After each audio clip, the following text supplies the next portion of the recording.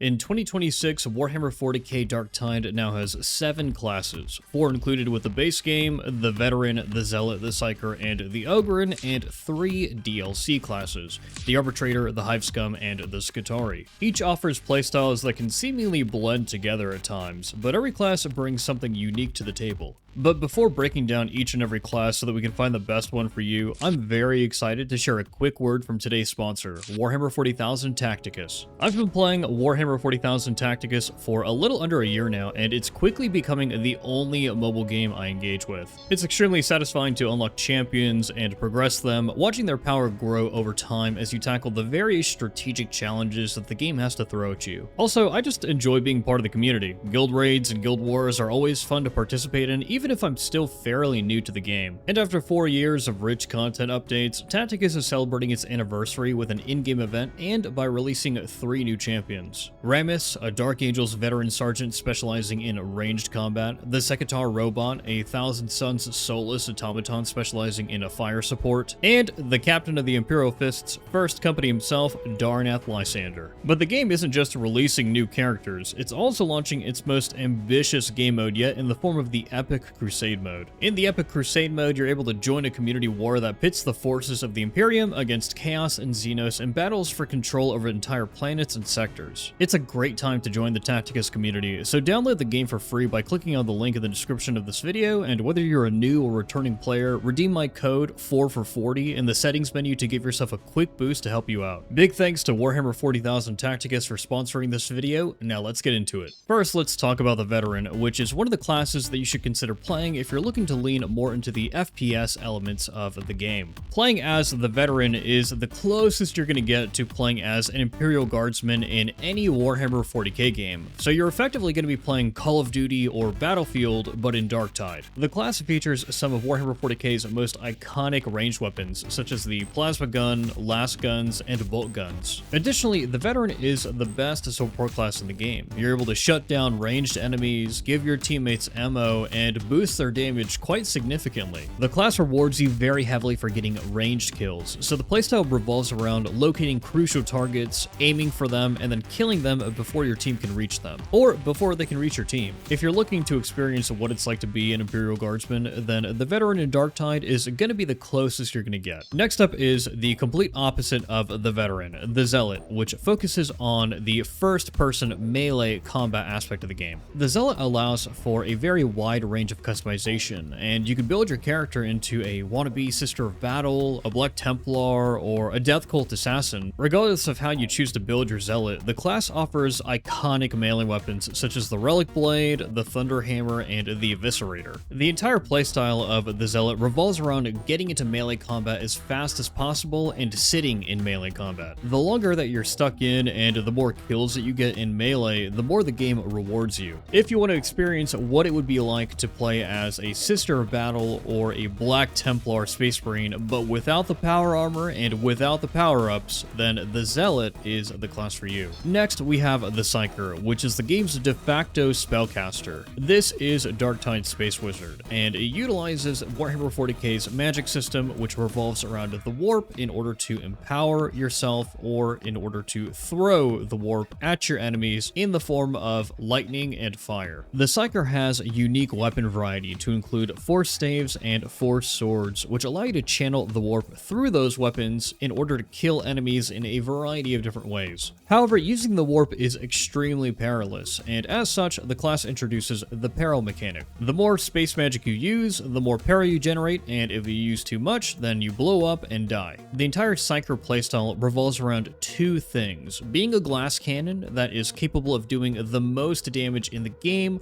while also trying to balance your peril. If you've played other games with spellcasters, then you're probably used to them being glass cannons. It's really not any different here. The final base game class in Darktide is the Ogryn, which is a slower playstyle with heavier weapons that provide great crowd control or AoE damage or both. And this is because the Ogryn is the main tank or heavy of the game. Now, because the Ogryn is a big boy, it's got to use big weapons as well, and all of its weapons are unique to the class.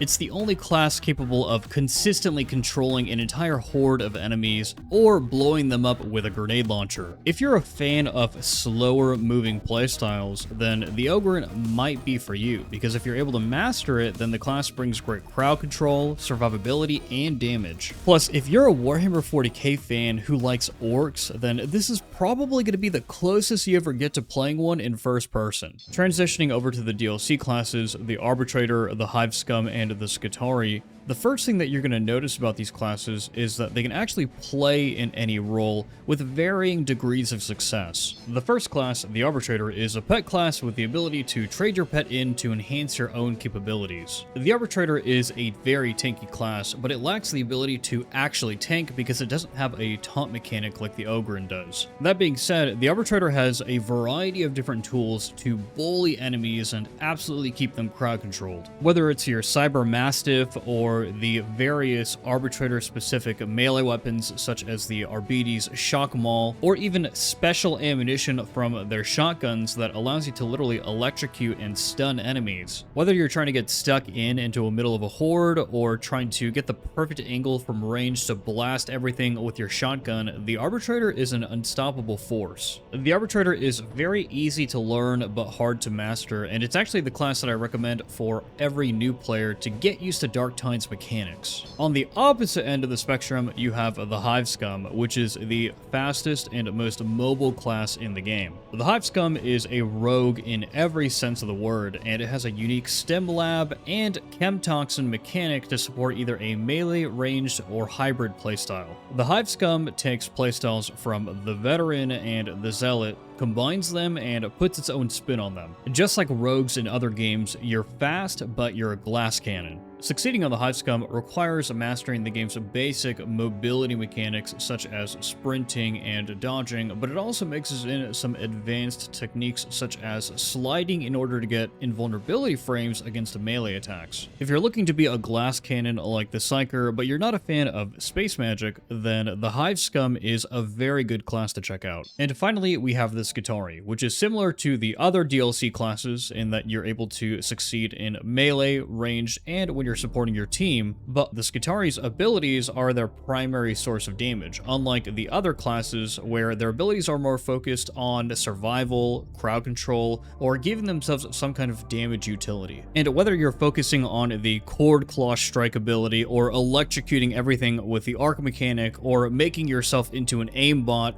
the Skitarii has access to the iconic Adeptus Mechanicus weapons such as the Transonic Blades, Arc Rifle, or the Galvanic Rifle. Additionally, the Skitarii offers the closest thing that you're going to get in Darktide to a minion build. You can specialize your Server Skulls to shoot at enemies, deal damage to everything on the screen by burning them with a flamethrower, or even to assist your allies and get them out of trapper nets or help them up. The Skitarii's abilities are fueled by a resource called Capacitance, which you recover whenever you're in combat. Mastering this resource and mastering when it's best to use your abilities is what the Skitarii is all about. If you're looking for a class that could do a little bit of everything in a very unique way, then the Skitarii is fantastic to play as. Darktide's class roster is very well-rounded nowadays, but the Skitarii proved that the developers are masters of innovating on existing playstyles in creative ways. So if you're not a fan of the existing lineup, there's still a high chance that the developers are working on iconic Warhammer 40k characters such as Assassins, Sisters of Battle, or perhaps even a Xenos character class in the form of an Eldar or something. Personally, even though the horrors of Darktide seem to get scarier and harder to face, I'm just a veteran who likes to shoot his last gun into hordes of zombies or melt traders with my plasma gun. Let me know what your favorite class in the game is down in the comments below, and a huge thank you to Warhammer 40,000 Tacticus once again for sponsoring this video. As always, I appreciate your viewership. This has been Jefficus, the Emperor Protects.